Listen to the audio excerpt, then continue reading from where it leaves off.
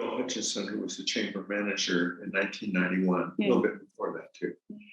And Phil had gone to a conference in Portland, and he really liked what he heard about the leadership programs that some communities had going. One was Salem, and Corvallis was another one.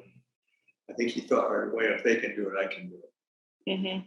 But anyway, he jotted down some notes and came back to, I think it was a board meeting, and said, I think I have a program that might be good here. And he was talking to me at the time because my business was consulting and management organization and stuff like that. So I thought maybe I could do all the work and he could take all the credit.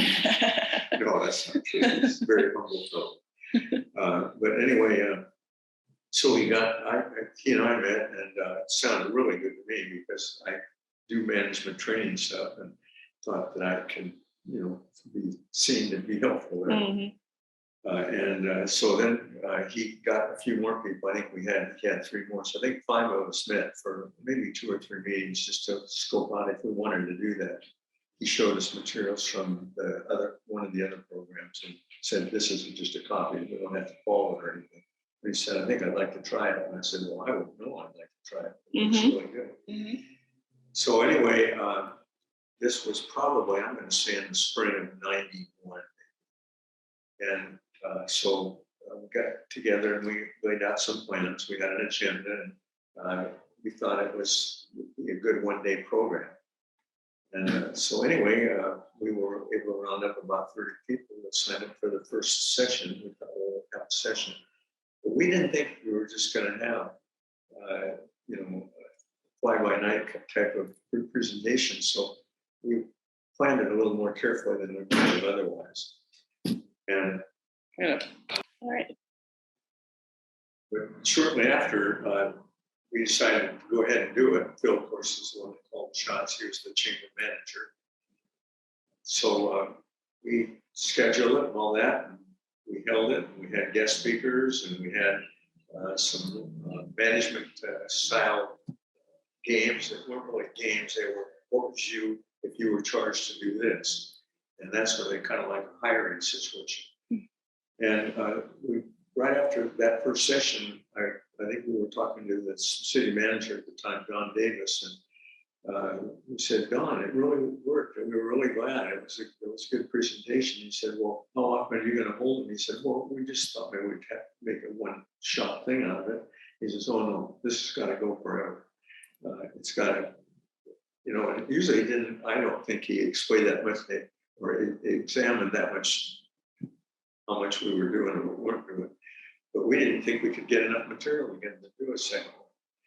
But that's because we thought in the old way of managing, we thought that what you do is that you figure it all out and then you lay it on the other people. Mm.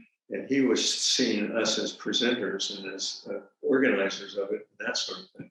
So he put us on the spot for 27 years, basically, how he did it. And we had not thought of it as an ongoing program, but we thought it was necessary because we had heard, I was heavily involved with the chamber and some other organizations, the History Center. So by golly, we thought it was easier to put more programs together because there was all kinds of material out there.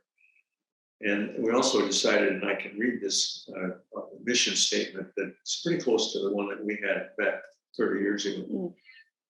The Greater Newport Chamber of Commerce is organized to unite the efforts of the citizens in promoting the civic, commercial, agricultural, tourism, marine, and industrial welfare of the city of Newport and its surrounding economic area.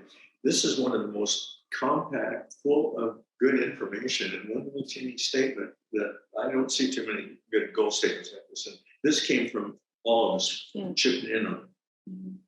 And that's why when it says, and the surrounding area, economic area, that's when we thought we were the Greater Newport Chamber of Commerce, greater than just a one-shot affair. Mm-hmm. So that's the mission statement, and it involves just about everybody.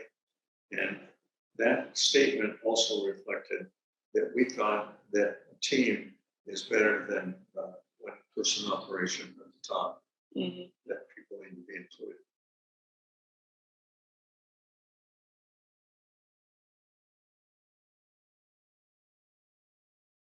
think because it gives them value, Mhm. and I think they like to come.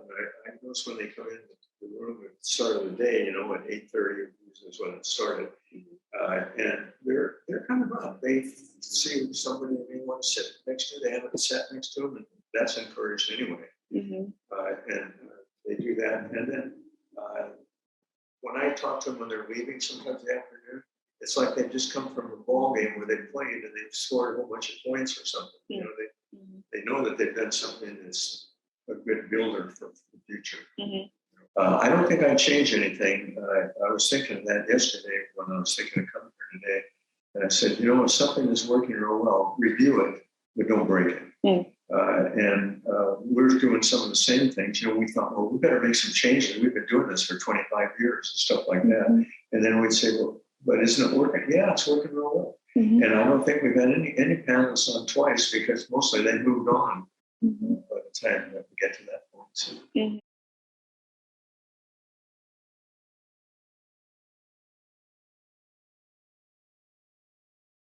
the ability to know the right things to do and the right things are absolutely necessary, and you have the tools to do it.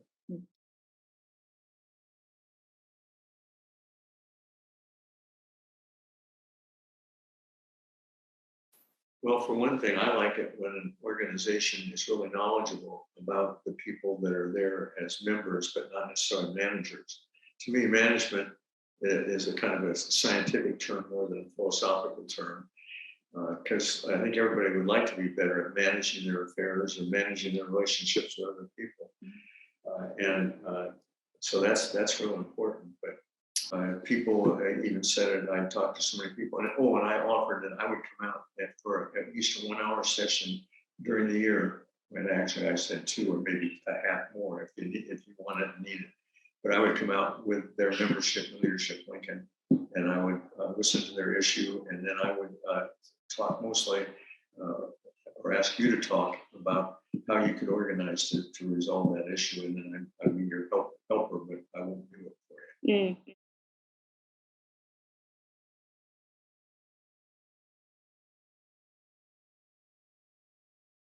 I think I've been here 49 years, and I know I've been involved in about 7 of the, you know, like the aquarium, the Performing Arts Center, the History Center. Those I've been on the boards and stuff.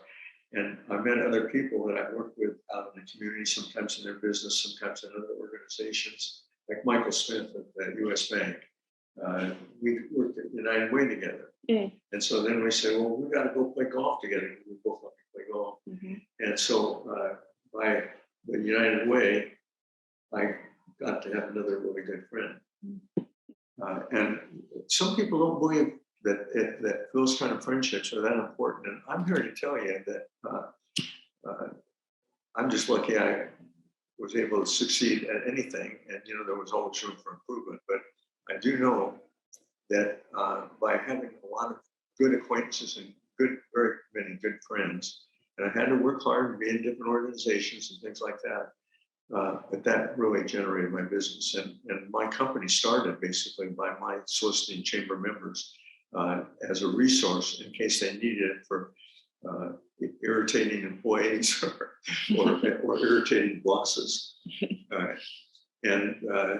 We get a chance to talk about in great length about that in Leadership Lincoln. But that kind of good feeling is really, it generates all kinds of good things being able to be solved. A lot of people agree or disagree about an idea, and if they really disagree but they don't want to hurt a friendship, then they handle it a lot differently than they would if they didn't give a That's about true. it. That's true. Yeah.